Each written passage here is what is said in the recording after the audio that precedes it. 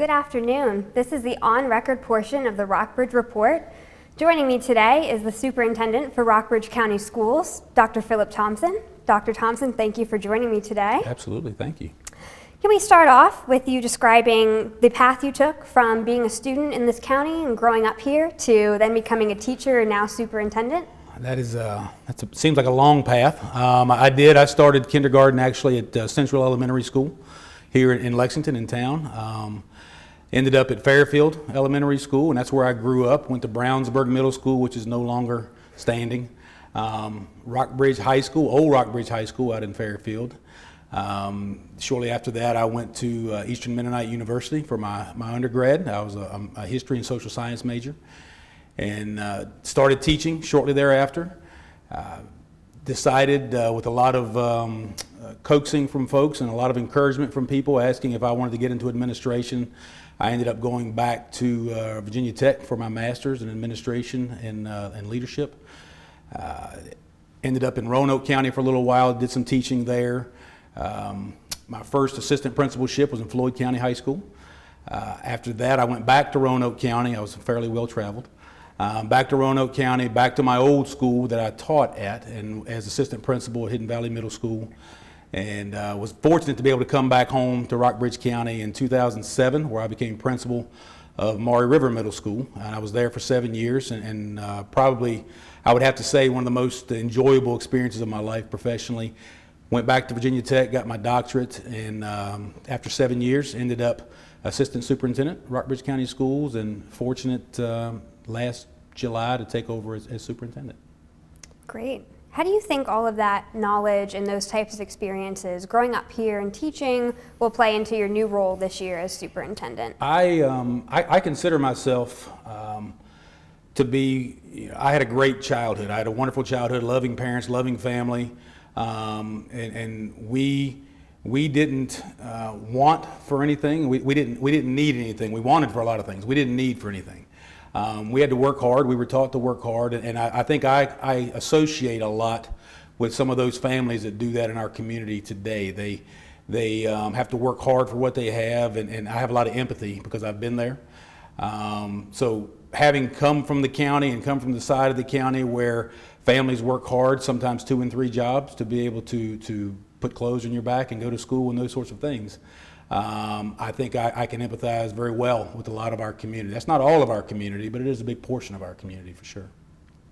What do you think has been the best or most defining memory or time in your career in education?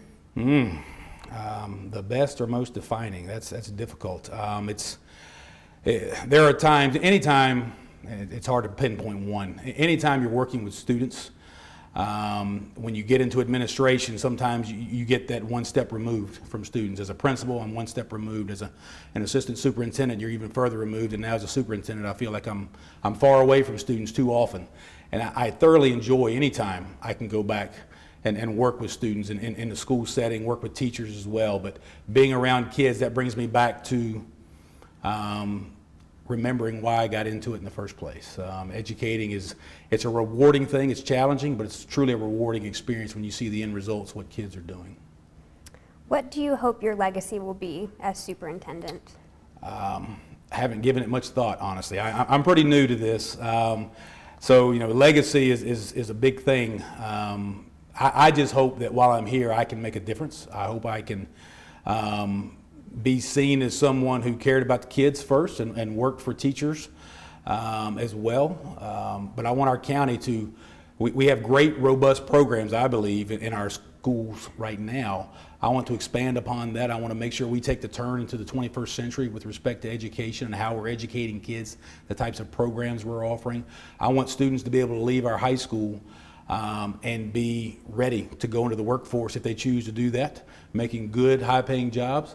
If they choose to go to college, I want them to be ready academically so they're not any more challenged than any other student from another part of the state, per se. So it's I don't know that it's so much a legacy, but those are certainly my goals that I hope if and when my time comes to leave Rockbridge County, those are the things that we accomplish. In terms of Natural Bridge Elementary, one of the schools in the district, I know you told me before that it has been partially accredited for the past few years, but now it's upgraded to full accreditation. That's right. Can you talk a little bit about how the teachers and the administration went about making that change? It's a lot of hard work. We as in central office, we spent a lot of time down there working with the administrators, working with the teachers, not only ourselves from central office, but the Department of Education of Virginia came in. We went through academic review process. We had a lot of help from them. Teachers were asked to do a lot of things differently than what they were expected to do before, and they all rose to the challenge. They all wanted to do well. They all wanted their kids to be successful. And they worked extremely hard to get there. So each year, I think it was 4 years that they were not fully accredited. Each year they slowly progressed and climbed that ladder, thankfully without any dips. They didn't have any hiccups along the way. And then most recently, as you said, they are fully accredited now, and it's all attributed to their hard work and commitment to those kids in that community. And with another school in the district, Mountain View Elementary, recently selected as a Blue Ribbon school, great national recognition. Absolutely. How do you think that school is being successful, and why do you think it is one of the best in the state and the country? I truly believe that it is the culture within that school. It is a small school. There's only 130 students or so there, but we have some of the largest class sizes, grades 1 through 5. There across compared to other class sizes across the division. It is a culture where those teachers show up every day. The administrator, Ms. Teague, the principal there, comes in every day, and they work extremely hard for those students. They have a refuse to quit attitude, and that just filters down to the students and the families. It's a community. The community feels welcome. They're involved. They do anything they can to make sure that those students are successful in any way, shape, or form, and it shows. They've done this for year after year after year, and this recognition from the United States Department of Education is long overdue. I'm certainly proud of them and proud to be part of Rockbridge County. My small part in this, which is very small, it's pretty exciting to be a part of it. So. How do you think the different economic aspects of Rockbridge County play into the educational system, with some kids who are on free and reduced lunch and who may not have the support at home? How do you go about helping them bridge that gap when they're actually at school?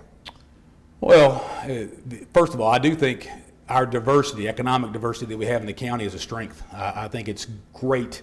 You know, no matter when folks leave, when students graduate and go out into the real world, they have to learn to associate and get along and work with people from all backgrounds, all different types of backgrounds. So the fact that we have students that come from all of those different backgrounds, I think is a strength for us when we're educating kids, not only on math and English, but on life skills. With respect to the students that may not quite have the advantages at home that others do, I attribute that again to what our administrators and our teachers are doing in the schools. They understand where a lot of these kids come from. They understand that their families work hard, they're proud, and they should be. And the kids want to be successful too, no matter where they come from or how much money their families may make. So they don't look at them in those ways. They look at them as they're all students, they're all on the same plane. Expectations are exactly the same, but sometimes you have to work a little bit harder with some students, and they choose to do that to make sure they get what they need. Under federal policy, and especially the new Secretary of Education, Betsy DeVos, and the new policies that have been floating around Washington, how do you think some of those proposed changes could affect Rockbridge County? Well, it's hard to tell. You know, the things that always worry me are when you hear about cuts in funding. You know, we work really hard with what we have, and we do a good job with what we have, but there's not a lot to cut there. It's pretty bare when it comes to the end of the budget year, what we have left over. So when you hear stories like that, and fortunately none of that is decided yet. I know there has been a lot of stories like that. We've not seen that yet in Rockbridge County, and I hope we never do, because we have kids that need those funds to be able to make sure they're getting the education they deserve, and hopefully that doesn't come about. So it does play in the back of my mind. I would be untruthful if I said it wasn't there from time to time, but those things are out of our control. We just have to move forward with what we can control. Great. Thank you so much, Dr. Absolutely. Thompson, Thank for you. joining us. This has been the on-air portion of the Rockbridge Report. For the Rockbridge Report, I am Alexandra Klein.